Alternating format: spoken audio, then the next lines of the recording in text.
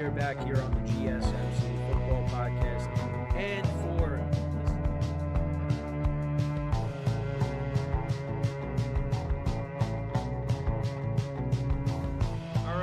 we are back here on the GSMC Football Podcast. And for the final.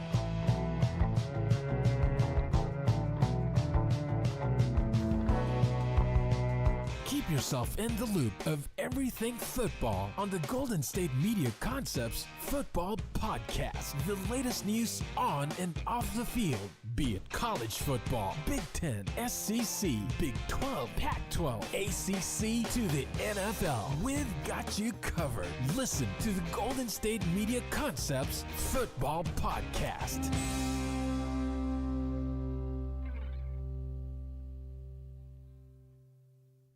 And welcome everybody to another edition of the GSMC Football Podcast, brought to you by the GSMC Sports Network.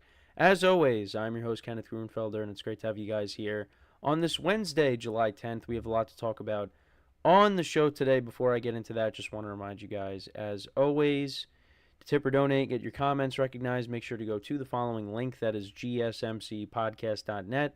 Again, that really helps the show, makes the show more interactive between myself, the host, and you guys, the viewers. Again, that is gsmcpodcast.net.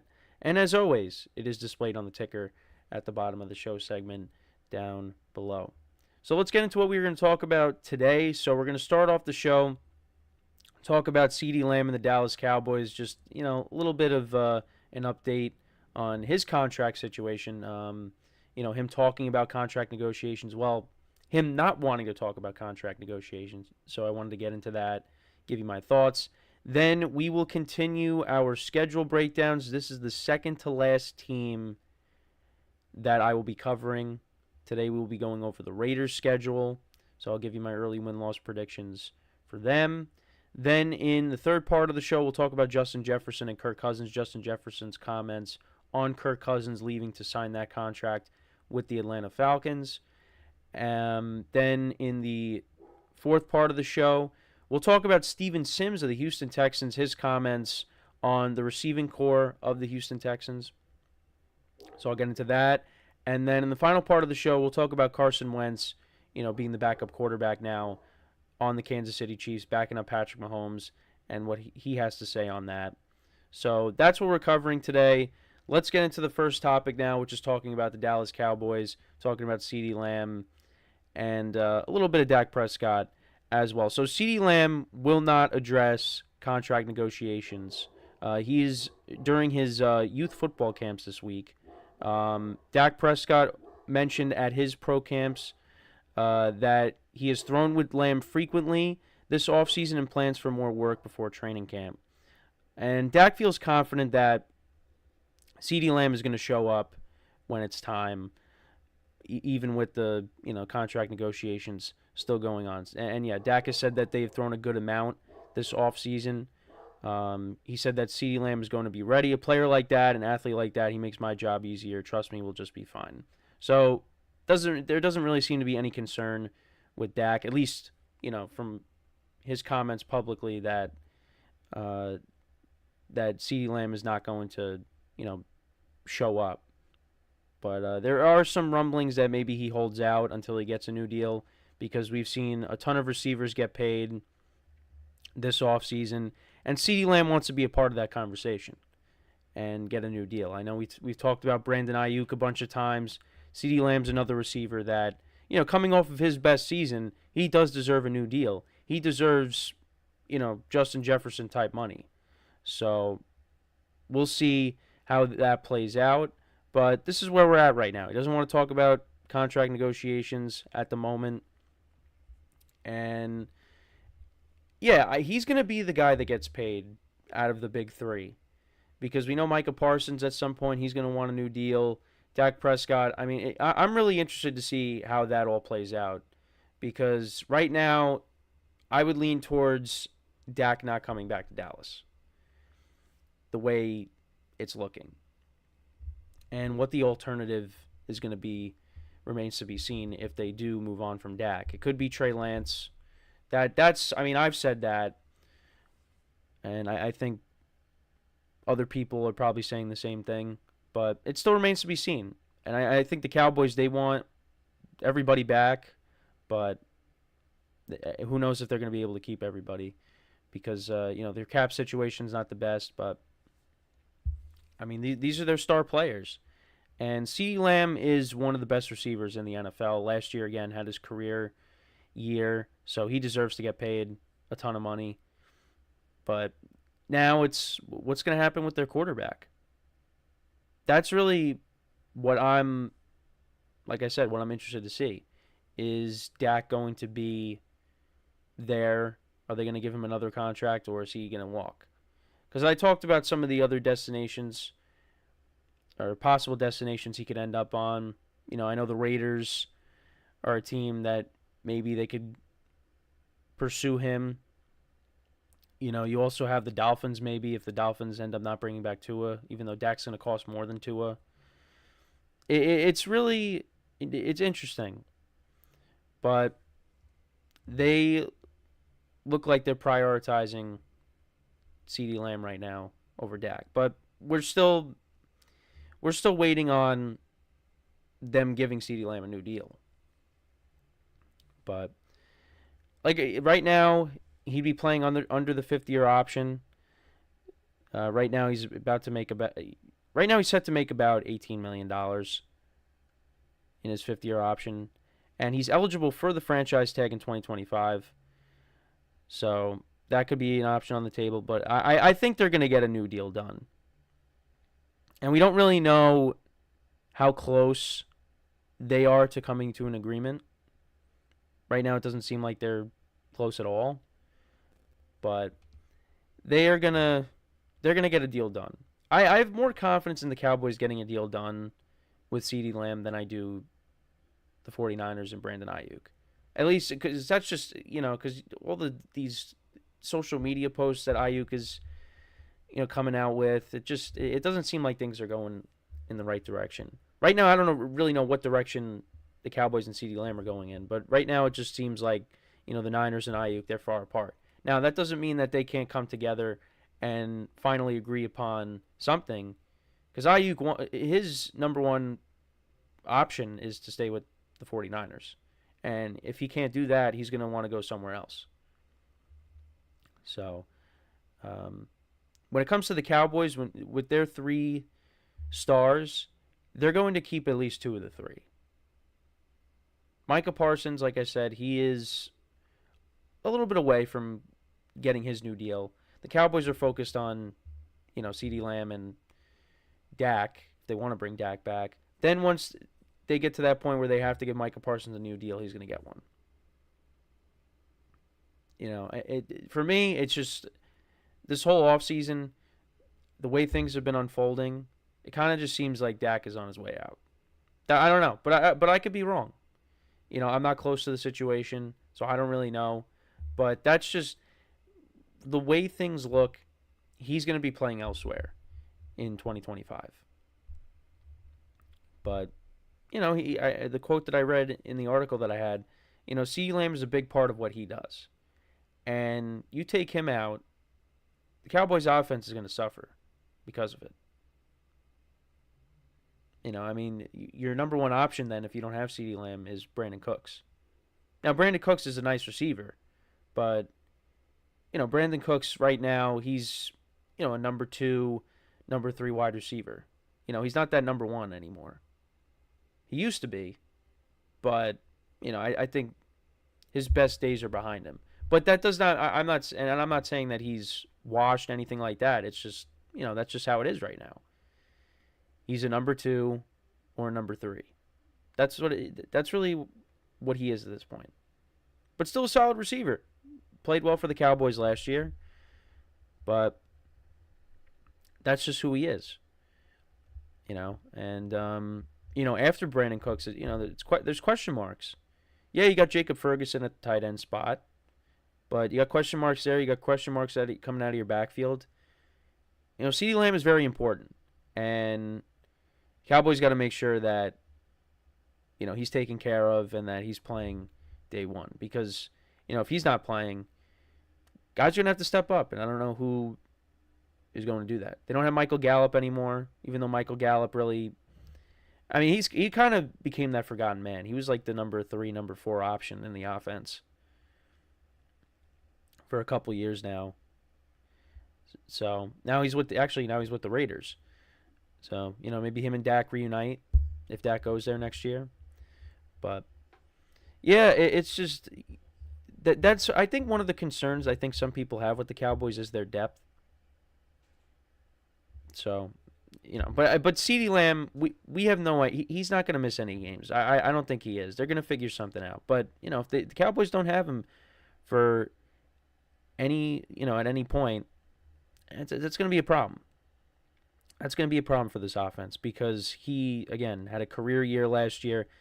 He's the best player on offense other than the quarterback.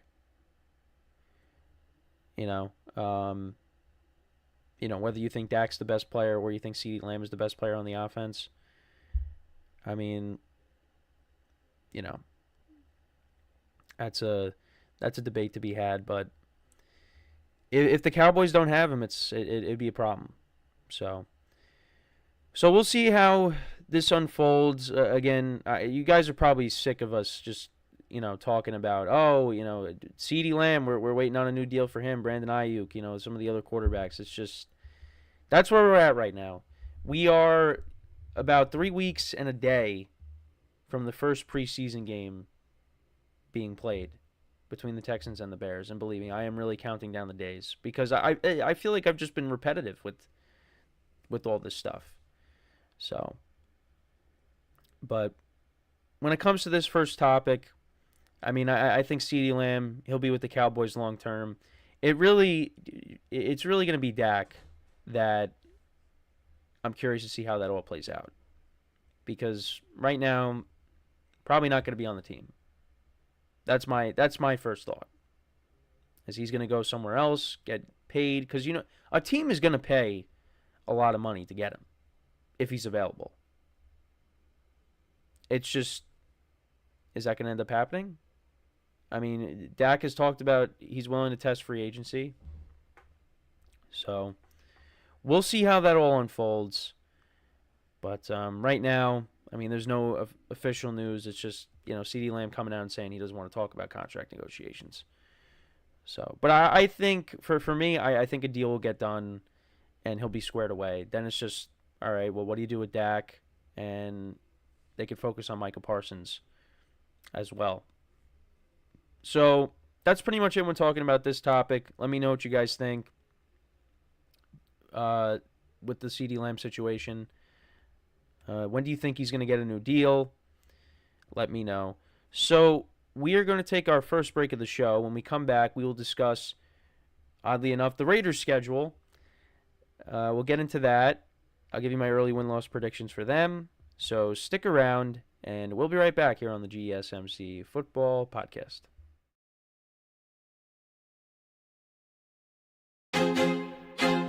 I feel like I'm losing my mind.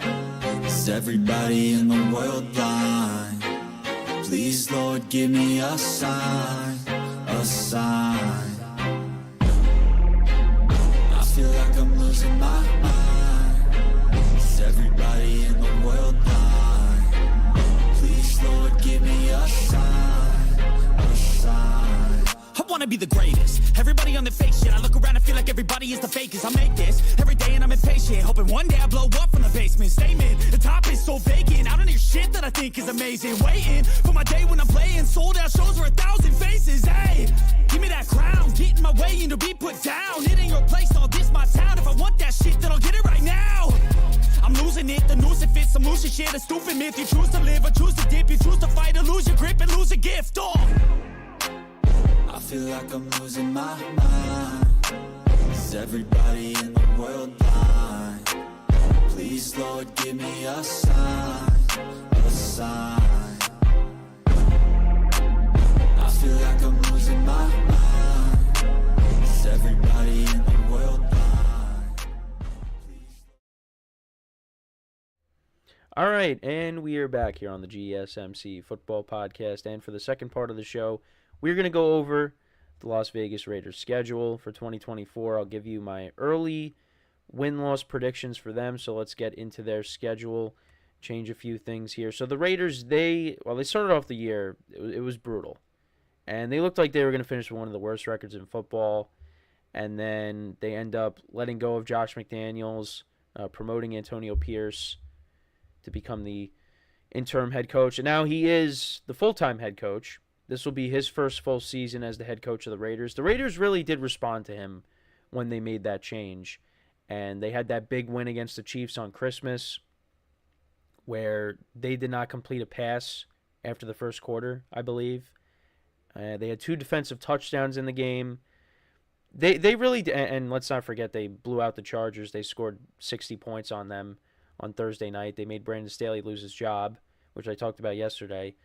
So, they did play better, and they ended up finishing 8-9. The defense played better. Aiden O'Connell was okay. So, give Antonio Pierce credit for keeping that team together and at least, turning the season around and them finishing with a more respectable record. Because, like I said, they started off rough. It looked like they were going to be one of the worst teams in football. Well, actually, they did win their first game of the season. They won against the Broncos, but after that, it wasn't good. So the Raiders made the right decision, and you had the players like Devontae Adams and Max Crosby. They were pleading for the Raiders to keep Antonio Pierce as the head coach, and the Raiders did that. So we'll see how it goes. Antonio Pierce's first season. And they start off the season against the Chargers. I think they'll split with the Chargers. I think I said the Chargers would win this game. I think the Raiders can win this game, but I would lean towards the Chargers. So the Raiders will start off 0-1. Then they play against the Ravens week 2. I think that's a loss as well. So they don't get off to the best start, but I think they turn it around. I think they win against the Panthers. And I'm going to say that they upset the Browns. Because I think this is a game that Deshaun Watson could struggle in. The Raiders, their defense is going to be better. And I think they play well at home. So I actually would lean towards taking the Raiders. So I think the Raiders, they even out their record. They get to 2-2. Then against the Broncos, I don't think the Broncos are going to be very good. I think, with the Broncos being at home, they could definitely win this game. But I'd probably lean towards the Raiders. Now, the other thing, too, is I've gone through the first 5 games here. So the Raiders at this point are 3-2. I'm assuming that Gardner Minshew will end up being the starter. I think that's who should be the starter. Now, if Aiden O'Connell goes out there and he impresses and, the Raiders lean towards him being the starter, then go for it. But I'm going to say that Gardner Minshew ends up being the starter. So that's my thought. So at this point, Raiders are 3-2. I think the Steelers is a loss. Yeah, this is a rough stretch here. I think they can beat the Steelers. I think they could definitely win this game. But I lean towards the Steelers winning that. The Rams, I think that's a loss. The Chiefs, they could split against the Chiefs. They did last year. And they were winning the first game at home. And then the Chiefs came back. So, they could split with the Chiefs. It's possible. Give Mahomes and the Chiefs problems again. They do play on Black Friday. Last year they played on Christmas. This year they play on Black Friday. So maybe they upset the Chiefs in Arrowhead again on a holiday. Well, if you want to call Black Friday holiday. It's a part of, it's Thanksgiving weekend, basically. So, they could split with the Chiefs. The Chiefs could sweep them. I think the Chiefs are going to be much better this year offensively than they were last year. So, the Chiefs could probably sweep them. Then against the Bengals, yeah, that's another tough game. I think I could see the Raiders losing that. Against the Dolphins, another tough game. I could see them losing that. Actually, that was, they had a close game against Miami last year. I think that was a 1-score game. But, yeah, that's a tough stretch there between Week 6 and Week 11. Then Week 12 against the Broncos at home, I think that's a win. Then they got the Chiefs again. Yeah, like I said, it's either going to be a split or a Chiefs sweep.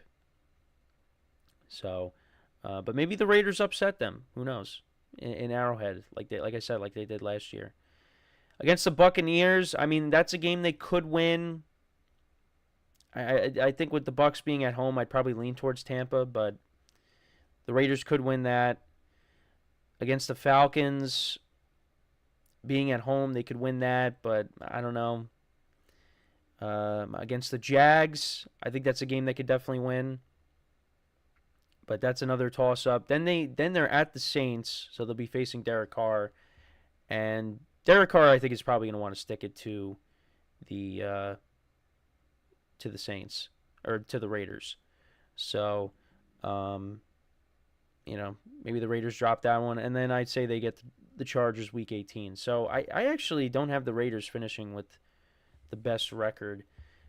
So I had them against the Panthers, the Browns, I guess the Broncos twice, the Chargers, maybe the Jags, they get a win against the Bucs. Maybe they win that. Maybe they somehow split with the Chiefs. I don't know. I think it's a tough schedule. I think maybe they get 7 wins. That's kind of what I see right now is 7. But like I said, that stretch between week 6 to week 11, that's tough. Then you got the Broncos week 12, but then you got the Chiefs again. Yeah, it's tough. It's tough, but again, this is just very early predictions. I mean, we don't know who the starting quarterback's going to be, and also the backfield. How is the backfield going to be? Because there's no more Josh Jacobs. You got Zamir White. They signed Alexander Madison. I mean, I'd probably lean towards giving Zamir White the bulk of the carries just because, in his role, filling in for Josh Jacobs last year, he was good. Ran for over 140 yards against the Chiefs on Christmas, and believe me, I remember that number because I went against him in the fantasy playoffs. And he got most of those yards towards the end of the game. So if he didn't have some of those big runs, we'd be having a different conversation. But, I'm always going to bring up that game, and let's see how Zamir White does if he is the lead back. But it might be more of a committee. But, yeah, Zamir White, it's anytime I hear that name, my mood changes because he's one of the reasons why I did not win my fantasy championship last year in my main league. So, but it's a new year, and hopefully things change. And already we're talking about how we're going to do the draft order and things like that. So I mean, we're getting there, little by little. Robert Bruce in the chat, he says salute GSMC. Well, you know what? We salute you, Robert. Thank you for tuning in. But yeah, with the Raiders' schedule here, it's tough at some points. I mean, 8-9 last year, and then I said seven wins this year. That's that's going backwards. I mean, by one game, but yeah, I mean the schedule is tough. So, again, they could surprise us, maybe get some. I mean, they play well at home. So, against the Falcons, I mean, we'll see how Kirk Cousins is with the Falcons late in the season. They could get that win. The Jags, I mean, I think the Jags will bounce back from last year, but, the Raiders could give them problems at home. It's a tough schedule. You got the Chiefs twice. You got the Ravens. You got the Dolphins. I mean, well, yeah, you got the entirety of the AFC North. You got the Rams. Yeah, it's a tough schedule. So we'll see if they're up for the challenge. But yeah, I think 7 wins. I think that's fair for the Raiders. But who knows?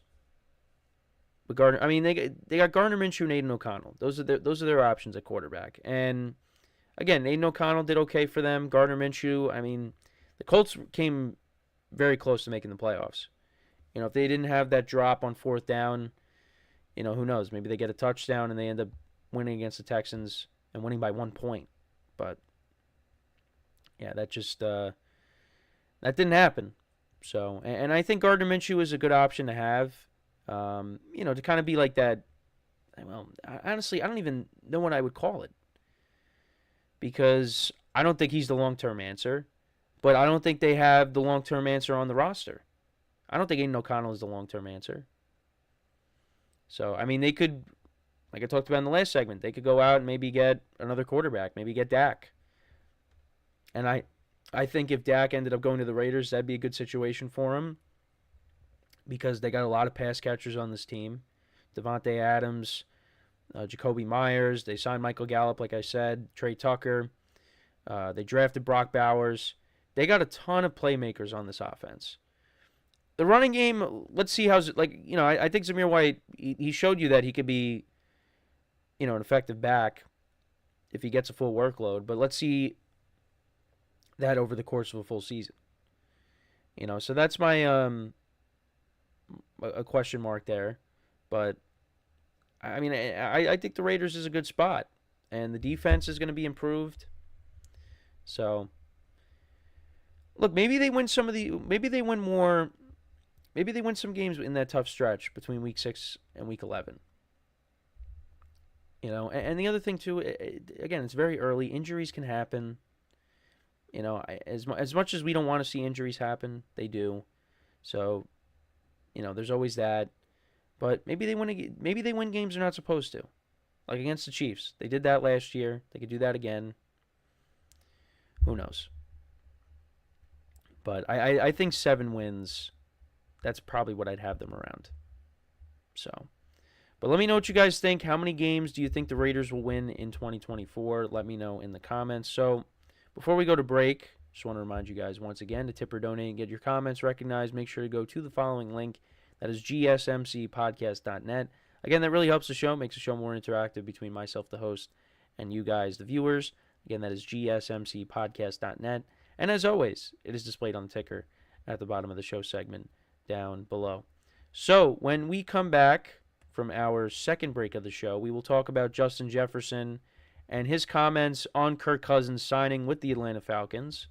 So, that is what we will do when we come back from our next break. So, with that being said, stick around, and we'll be right back here on the GSMC Football Podcast. Looking for your daily fix of sports talk without having to pay for it? GSMC Sports Network is available on YouTube. Just search GSMC Sports Network. Get your fix of daily sports talk shows on YouTube, absolutely free. NFL, college football, NBA, MLB, MMA, UFC, fantasy football, and so much more. GSMC Sports Network has shows running all day long, with new sports shows starting every 2 hours. Just like on your favorite cable sports channel, except GSMC Sports Network is absolutely free. Just search GSMC Sports Network on YouTube to catch one of your new favorite shows, like the GSMC College Football Podcast, Chip Shot Football Podcast, Hoops and Heels Women's Sports Podcast, GSMC Basketball Podcast, and so many more. Check it out for yourself. GSMC Sports Network, now available on YouTube absolutely free. Search GSMC Sports Network on YouTube right now.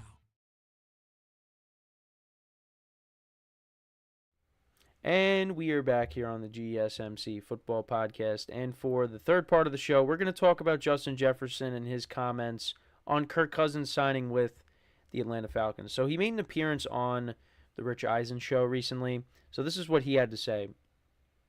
I feel like he just wanted a new start, a new opportunity to start with Atlanta, a clean slate. I'm not mad at him at all for that. I'm grateful for what he's brought to me and the things we accomplished together. But at the end of the day, it's a business, and you've got to do what you've got to do for yourself and your family. I clearly understand that.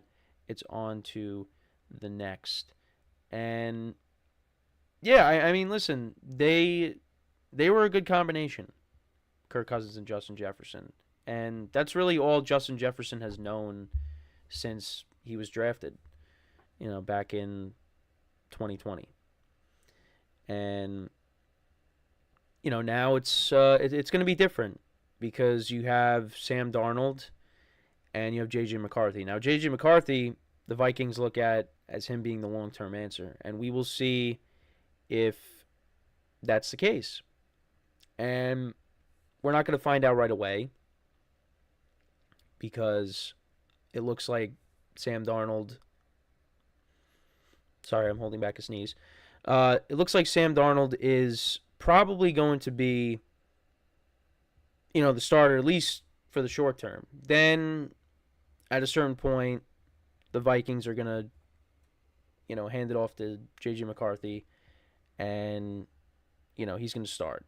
We're going to see J.J. McCarthy at some point during the year. I don't think it's going to be right off the bat. I'd be a little surprised, but we'll see. I mean, it is against the Giants, so, I mean, that could be. But then after that, I mean, the Vikings' schedule is brutal after the Giants. And there's a possibility, it's being put into motion, that I will be in attendance for that game. I will be in attendance for the Giants-Vikings game. Now, the reason for that, and I'm pretty sure I brought this up, is because I want to see these Giant uniforms that they'll be wearing week 1 in person. Those throwback uniforms, the red with the, the red, the blue, the pants, all that wacky uniform that they wore way back when. That's why I want to go, because I want to see these uniforms in person. And yeah, I mean, and I think the Giants, that's a game the Giants could definitely win. But we'll see what happens. So I just wanted to bring that up. Now, that's still, we're still a couple months away from that, but it is being put into motion. So, catch me on TV, watching that game, because it's just, I don't know. But maybe the Giants win. Anyways, yeah, so I think Sam Darnold's probably going to be starting, at least for the short term, like I said. I mean, either way, whoever is starting for the Vikings, Justin Jefferson's going to put up big numbers. He's still going to make an impact. And we saw last year, Kirk Cousins got hurt, of course. And, the Vikings really were on a hot streak before he got hurt. And Justin Jefferson, he got hurt before that. When the Vikings really weren't playing well. Then Kirk Cousins caught fire. They had that signature win against the 49ers on Monday Night Football. And it looked like, they were starting to, work towards something. And then Kirk Cousins has the Achilles injury in Lambeau against the Packers. And it looked like, the season was over. And then all of a sudden they traded for Josh Dobbs. And then he, was winning games for them. And then Justin Jefferson was coming back. And they're like, wow, the Vikings can make a push for the playoffs even without Kirk Cousins. And then Josh Dobbs kind of got figured out. And that was really it. But they had Nick Mullins come in. And even with Nick Mullins, Justin Jefferson still put up good numbers. There were games where he, put up Justin Jefferson type numbers. Like the last game against Detroit, he had what did he have? 180 yards receiving. So I'm not worried about Justin Jefferson's production with Kirk Cousins leaving. I'm curious to see, though, how is Kirk Cousins going to be with the Falcons, with the new weapons that he has? Because that's something that the Falcons have been missing the last couple of years as a quarterback. And I think they were hoping that Desmond Ridder was going to be the guy, but that just never panned out. He was not good for them last year. But now they're banking on, Kirk Cousins coming off of this Achilles injury. They gave him 4 years, right, $100 million guaranteed. They're banking on him being, the answer. And hopefully, for their sake, that he plays out this entire contract. Because you also have, waiting Michael Penix Jr.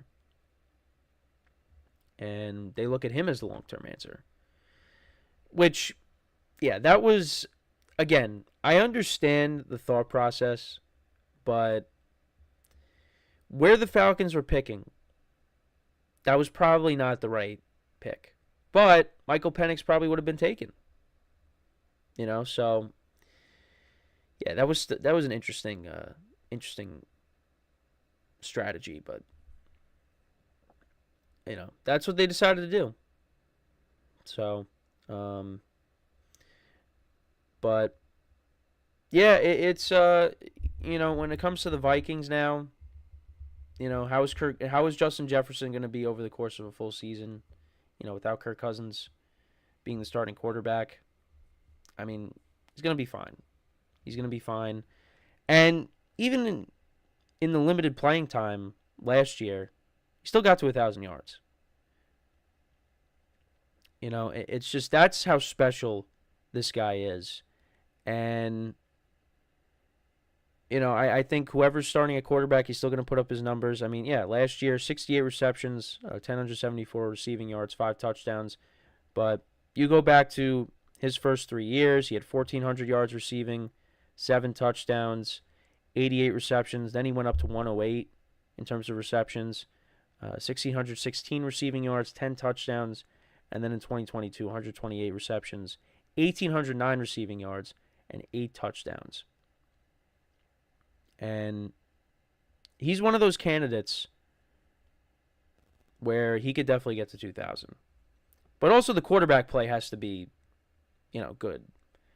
Like I said, I think he'll still have a good season. I mean, I think he'll still, if he plays every game, he's going to get to 1,000 yards. But how's the quarterback play going to be? That's what I'm interested to see.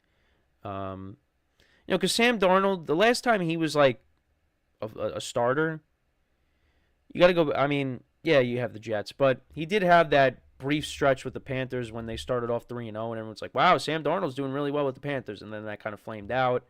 And then you had P.J. Walker starting, and then they brought back Cam Newton. It just, it was short-lived, that stretch with the Panthers.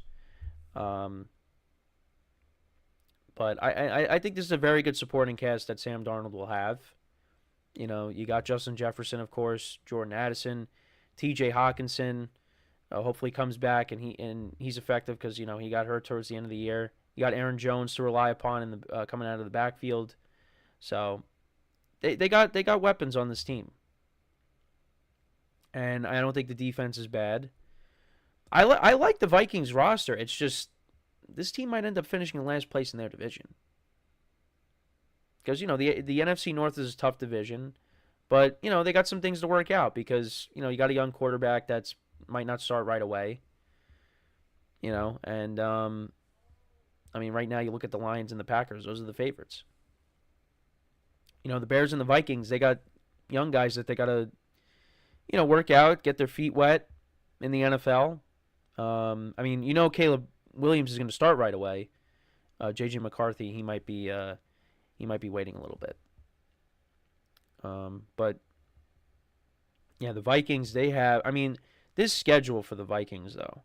I know I went over it, but yeah, it's brutal. Cuz outside of the Giants, after they play them week 1, so they got the 49ers, they got the Texans. Those are both home games, so at least they have that going for them. But then they're in Lambeau, take on the Packers. Then you got the international game with the Jets, and hopefully Aaron Rodgers is healthy. Then you got the Lions, you got the Rams. I mean, that is a tough schedule. Where are the wins coming from? That is a tough schedule. And I don't look at the Vikings, they could end up finishing with this awful record. I don't think they're a bad team. It's just their schedule is really tough. So, I mean, maybe Sam Darnold gets another revenge game win against the Jets because he did that with Carolina. He did that with Carolina. But yeah, it's a tough schedule. But either way, Justin Jefferson, he's going to put up good numbers. Kirk Cousins, let's see how he does now with his new pass catchers. Does Kyle Pitts finally, have that breakout year? I mean, he did finish with 1,000 yards his rookie season, but he's kind of been a disappointment. But I think a lot of that has to do with the quarterback play. Drake London, could this be a breakout year for him? You're hoping for bigger things out of Bijan Robinson in year 2, and just not this weird approach that Arthur Smith was taking with him. So, yeah, let's see how Kirk Cousins and Justin Jefferson do without each other for a full season. So, let me know what you guys think, though, about what Jefferson had to say. Do you think Kirk Cousins should have stayed in Minnesota? Or do you think he made the right decision leaving to go to Atlanta? Now, he didn't know that they were going to take Michael Penix to Falcons, and I think had he known that, maybe he does stay in Minnesota or maybe go somewhere else. But We'll never know. So we're going to take our next break now. And then when we come back, we will discuss the Texans receiving core. We'll talk about some comments made by Steven Sims on the receiving core. So once again, stick around, and we'll be right back here on the GSMC Football Podcast.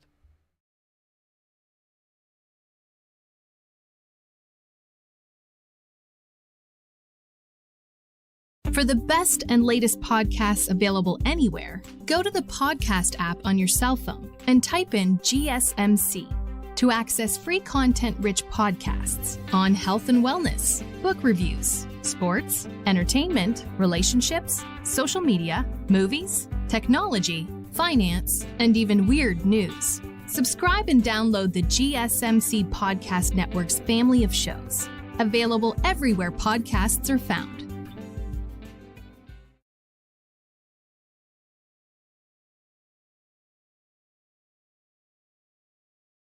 All right, and we are back here on the GSMC Football Podcast. And for the fourth part of the show, we are going to talk about some comments made by Steven Sims on the Texans receiving core. And kind of one of the forgotten guys in that receiving core. Now, he did run back that punt return in the playoff game against the Ravens. Just to put some respect on his name. Now, that was really the only highlight for the Texans in that playoff game. But he did do that, so give him credit. So let's kind of go over what he had to say, and I'll give you my thoughts on it. So he said, we've got a great group. He said this at his annual youth camp via Aaron Wilson of KPRC to Houston. He said, I can't wait to get back to camp. It's going to be so much fun. I feel like there are going to be a lot of big plays, a lot of fun, but it's a business and it's work. It's time to get back to work, and I'm excited to go back to work with the group. We've got, I feel like from top to bottom, everybody can get it done. And he also said, had a great return, but in the grand scheme of things, it means nothing. We lost the game. Oh, yeah, this is talking about the playoff game. We lost the game. We didn't reach our goals. That's the bottom line. We want to reach our goals, and I want to do everything I can to help the team get to our goal, which is the Super Bowl. And, yeah, I mean, this Texans team, look, I mean, I've talked about them a bunch of times. They are going to be very good in 2024, especially now with the addition of Stephon Diggs. The sky's the limit for what they can do. And they're led by a young quarterback that had a great first season. So, they're ready to roll. Yeah, because you got Stephon Diggs, you got Nico Collins, you got Tank Dell, but you also have Robert Woods as well. Noah Brown made plays for them last year. John Mechie. I mean, they're hoping that he could be.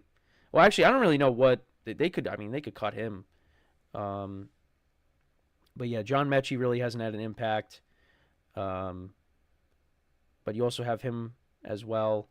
You got Steven Sims. They also picked up Ben Skoranek, who was with the Rams as well. But yeah, they got a lot of depth at the receiver position. You also got Dalton Schultz as well, another pass catcher at the tight end spot. Brevin Jordan made plays or had that touchdown in the playoff game against the Browns. They have a lot of playmakers on this offense, and C.J. Stroud kind of has like this embarrassment of riches, and you're gonna see that on full display throughout the season. Guys are gonna take turns having big games. Like one game it's gonna be Nico Collins, one game it's gonna be Tank Dell. Diggs is gonna have a big game at certain points. It's gonna be they are gonna be one of the funnest teams to watch in 2024, and maybe that's a list I could do. The top teams to be most excited to watch in 2024. Because again, we still got like I said, we got 3 weeks and a day till the first preseason game is played. So we still got to fill in the gaps here. And I'll be honest, being off last week kind of helped me out because it's been tough out here. And we also got a comment, Generation X. He comments, hashtag Colts, hashtag AFC. Listen, the Colts are going to be another team to look out for. If Anthony Richardson can play a full season, that's a team to look forward to watch. That I'm looking forward to watch in 2024 as well. And I actually did see Kay Adams said that's a team to watch out for too, is the Colts, a team that can make the playoffs. And a full year of Jonathan Taylor, full year of Anthony Richardson. It's possible. It's possible. And we get to see C.J. Stroud and Anthony Richardson face off right off the bat. They play each other week 1. So that's a game to definitely lock in on in the week 1 slate. So, but yeah, I mean, I still, for me, I think the Texans are the favorites. I'm curious to see how the other 3 teams are. Like I said, I think the Colts could be good. The Jags, they could bounce back. The Titans, you know, I mean, you got to say they upgraded the receiving core, and they upgraded on defense. You got L'Jarius Sneed from the Chiefs, but what is that going to amount to in this conference? It really is going to come down to Will Levis, I think, and his development.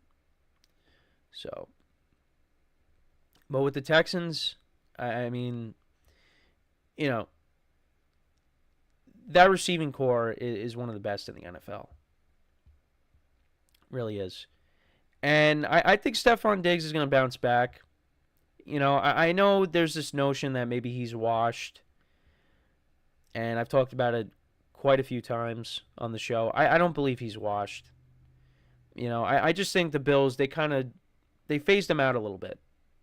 You know, they relied on the running game more. And, yeah, he had some drops, but I think Stephon Diggs still has some good football left in him. And, you know, I think it helps that, you know, there's some pressure, I think, taken off of him when he steps into a situation like Houston. And Nico Collins had his best season, and Tank Dell, before he got hurt, was making plays. You know, Stephon Diggs doesn't have to be the guy. Now, I'm curious to see how he responds to that, where he has those games. This is another thing that I've said, you know, a few times as well. How is he going to feel if he doesn't have those big games all the time? Because there's only one ball. And C.J. Stroud is going to be spreading the ball around. You know, like I said, each receiver is going to have their big games. And you might see some games where all 3 of them have 100-plus games. But how is Stephon Diggs going to feel if he's not getting the ball that much? That's something to keep an eye on, because he's kind of been that common denominator. You know, he left Minnesota, wanted out of there. You know, eventually got his way out of Buffalo. You know, how is it going to be now with Houston? I mean, like I said, I think he's going to be good. I don't think he's fallen off. I think he's still got some good years left, but you know, I don't think you're going to see him getting, you know, 100 yards, 100-plus yards every single week. It's not going to happen, because there's a lot of mouths to feed in that offense. And I think the Texans are going to want to run the football a little bit too. You know, with Joe Mixon. And yeah, Dameon Pierce was a disappointment last year. So much so that he was, you know, returning kicks. He was on special teams. So, yeah, who knows? But, yeah, that's one thing to keep an eye on. Stephon Diggs. You know, is he going to be okay with, you know, Nico Collins having big games and Tank Dell having big games, and there being some games where he just really, you know, doesn't have an impact on the game? Because, like I said, C.J. Stroud is going to be spreading the ball around a lot. He's not going to be force-feeding one receiver. And that's great for him. Because, like I said, he's got embarrassment of riches. You know, so... And that's what's going to make the Texans dangerous. You know? And let's see how they match up with the Ravens again. You know, you're going to be playing the Bills. you're playing all the first-place teams. Late in the season, you're going to be playing against the Kansas City Chiefs, which that's a game that I got circled on the schedule. And that's in Arrowhead. That should be a lot of fun. How are they going to be? Because against the Ravens last year, you could throw out the Week 1 game because that was C.J. Stroud's first start, and we really didn't have any expectations for the Texans at that point. But, in the playoffs, they struggled against the Ravens once again. They didn't have an offensive touchdown. The only touchdown was the Steven Sims, punt return. So, we'll see how they are this time around. This is year 2. They also, on defense made some upgrades. They got Danielle Hunter. So you got him to go along with Will Anderson Jr. Yeah, this Texans team, there's a lot to like about this team. And they got the right guy at head coach. It's amazing how they turned it around. Because, the whole thing with Deshaun Watson and, the Texans, the Texans fleeced the Browns. But, yeah, those couple of years, when Deshaun Watson wasn't playing, they were rough. And the Texans, they were a team that, they made the playoffs every year. Watson's first year they didn't make the playoffs. But, yeah, they made the playoffs in 2018 and 2019. But then they traded DeAndre Hopkins, and, things kind of changed. 2020 was awful. Even though Deshaun Watson had a good year, the Texans were really bad. And then everything with Deshaun Watson, his whole situation, that happened. And, they weren't good in 2021. Weren't good in 22. But last year, they exceeded expectations. And now they got bigger expectations. They got higher expectations. And are they going to be able to handle that? I feel like D'Amico Ryans and C.J. Stroud, I feel like they can handle it. And I think they're going to be a very good team. And, let's see what they could do. Can they go even further in the playoffs? Can they be the team that knocks off the Kansas City Chiefs? I think they definitely are one of the teams that can do it. They got the talent for it. They got the quarterback to do it. So, we'll see. But let me know what you guys think about the Texans receiving core. Who do you think is going to have the best season out of the trio? Is it going to be Tank Dell? Is it going to be Stephon Diggs? Or is it going to be Nico Collins? Right now, I would lean Nico Collins. But let me know. Maybe it's Noah Brown. No, I don't know. But yeah, let me know what you guys think about the Texans receiving core. How do you see each receiver doing? And like I said, who do you think is going to be who do you think is going to have the best statistical season out of the big three? Let me know in the comments. So we're going to take our final break of the show, and then when we come back, and I've actually been kind of good with transitions. We did talk about the Kansas City Chiefs briefly just now. We'll talk about them some more. We'll talk about Carson Wentz. His comments on kind of being, stepping into this new role as the backup to Patrick Mahomes. So I'll get into that, give you my thoughts on it when we return from our final break of the show. So for one final time today, stick around, and we'll be right back here on the GSMC Football Podcast.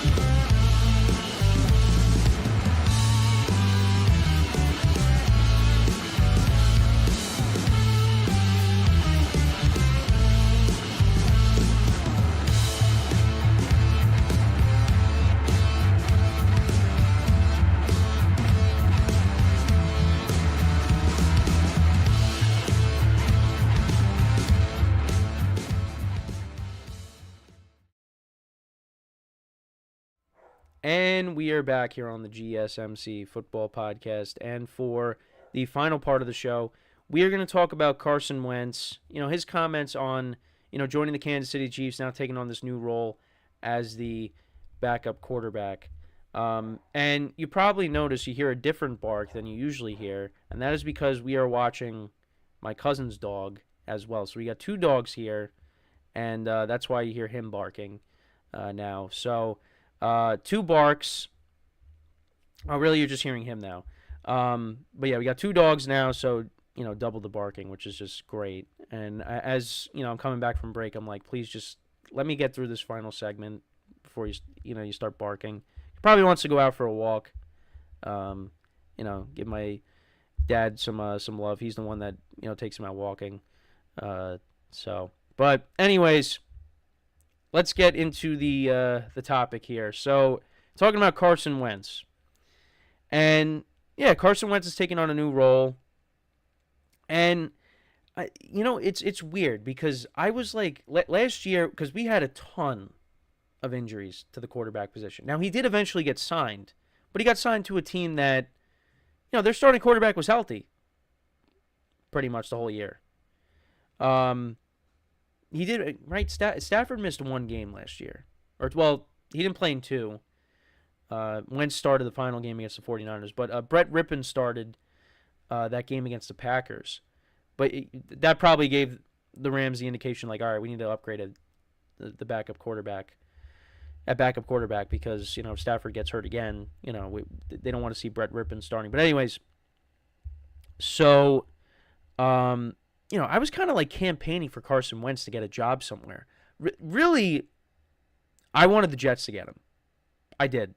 I wanted the Jets to get him because Trevor Siemian, Tim Boyle, and of course Zach Wilson. I'm like, you're telling me Carson Wentz couldn't do any better? And you would think like, why? You think Carson Wentz is like, still got it? No, Carson Wentz is years removed from when he played like an MVP candidate. Well, he was going to be the MVP in 2017, and then he got hurt, unfortunately, tore his ACL. But, Carson Wentz was better than every quarterback the Jets had, other than Aaron Rodgers, of course. You're telling me he couldn't start for the Jets, but, there's other stuff, the locker room presence, things like that. So I get that, but, come on. You're telling me you couldn't give him a shot? Carson Wentz right now is better than Trevor Siemian, Tim Boyle, and Zach Wilson. And if Carson Wentz ended up coming in and being the starter, the Jets, I think, win a few more games. But that's just my opinion. So I think, and he still wants to be a starter, but I think he's doing the right thing. And I think being the backup, especially on a team like the Kansas City Chiefs with Patrick Mahomes, I think that's a good way to go about it. Because you know what? Knock on wood, Patrick Mahomes, hopefully he doesn't get hurt. But that's a good situation to be in, is with the Kansas City Chiefs. And I think being the backup, I think that's where I think that's what he is right now at this point. I think, he's backing up Mahomes. He's one of the best backup quarterbacks in the NFL. Because I think he can still win you games. It's just, to me, I don't think he's a starter anymore, a full-time starter. But this is what he had to say via ESPN. He said, "We're still early. We're only in here a handful of hours every day and a couple of days a week, and it's not quite the grind that it will be, so that'll keep evolving and kind of how I find my place, so to speak. But Pat and I already have a great relationship, and that'll keep growing, and I'll keep finding ways I can help. I'll find a way to help him whatever way I can, whether that's off the field, on the field, whatever." Andy Reid talked about Carson Wentz. He said, "Carson, I know, did a nice job when he worked with the Rams last season and had a nice game for him, actually when he played for them right at the end there. We welcomed him in. We talked to him last year when we were talking to Blaine, and he was holding off for an opportunity to possibly start. It was good to get him in this position, and if he has an opportunity to play, he has an opportunity to play. Carson looks sharp. He's picking things up fast, smart guy, and he fits in well. Seems like a heck of a person, and he's good in that quarterback room." And he also said, this is what Wentz said now, "It's different. I'm not going to lie. I'm trying to learn as much as I can, as quickly as I can, formulate a relationship with all these guys, and just keep getting better or on the field. You've got to always be ready to go when called upon, so it's no different in that regard.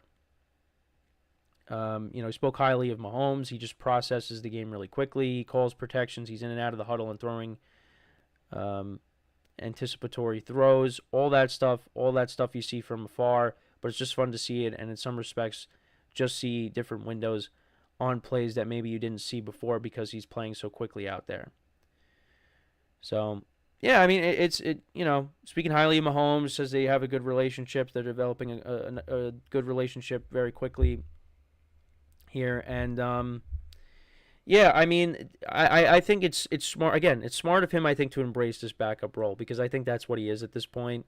I think he could be maybe like a bridge quarterback where like he starts and then, if you have a young guy that you want to give some time to develop, then maybe that's a good spot for him too.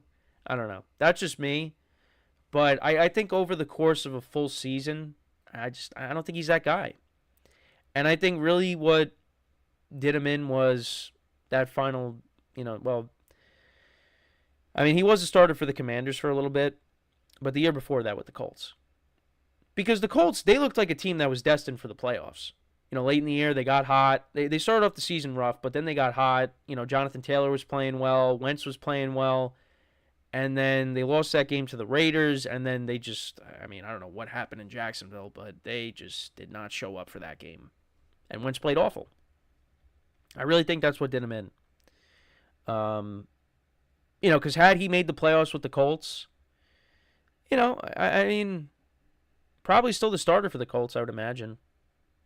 Depending on how the playoff game would have went. But, yeah, the wheels really fell off for the Colts. Really for Wentz when he was, Wentz was kind of responsible for that because he was terrible those last couple of games. But, yeah, he got that opportunity with the Commanders, but, it just didn't really amount to anything. And then, he was backing up Stafford a little bit last year. He won that game against the 49ers, again, against their backups, but still, got the win. And now he's backing up Patrick Mahomes. So, and I listen, I think Carson Wentz still deserves a roster spot in this league. And like I said, I think, right now he's one of the best backup quarterbacks in the NFL. Because he can still win you games. Now, you don't want to see Carson Wentz playing because that means Patrick Mahomes is hurt.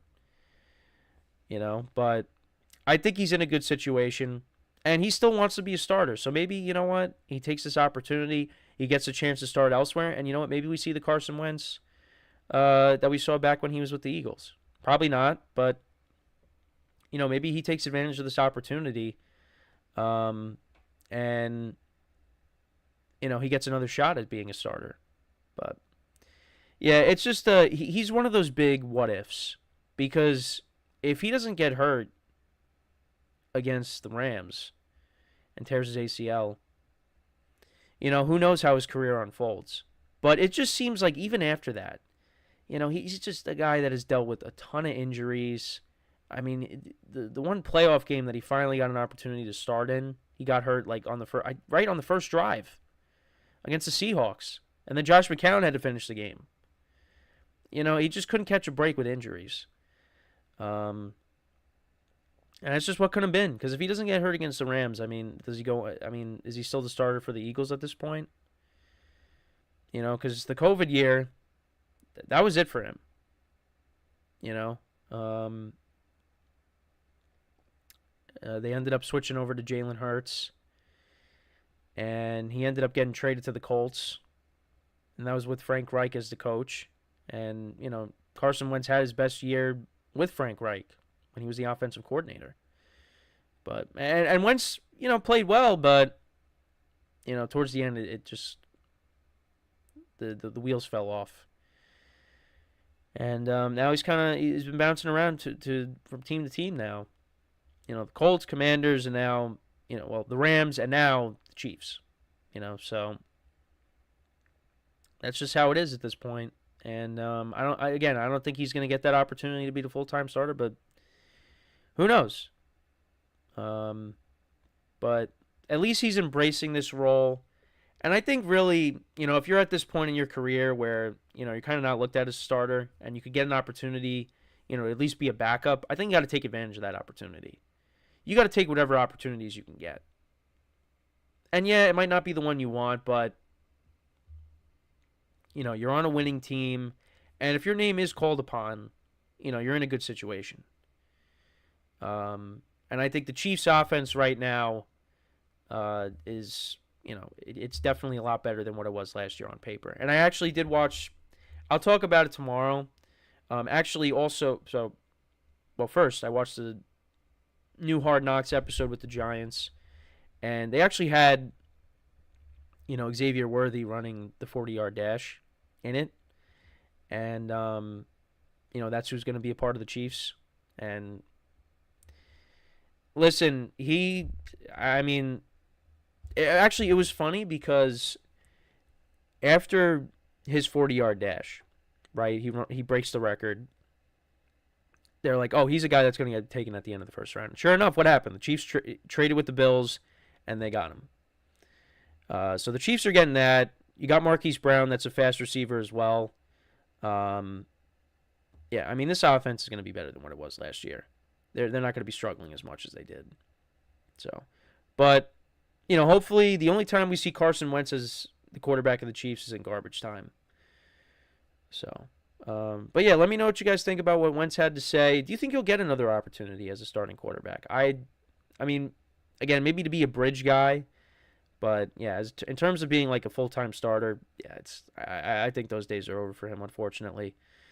So that's pretty much it for the show for today. Once again, thank you guys for tuning in. Make sure to check out all the other shows. We greatly appreciate it.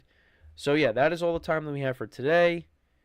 As always, I'm your host, Kenneth Grunfelder, signing off from the GSMC Football Podcast, brought to you by the GSMC Sports Network. Have a good day, and I will talk to you guys tomorrow. Take care.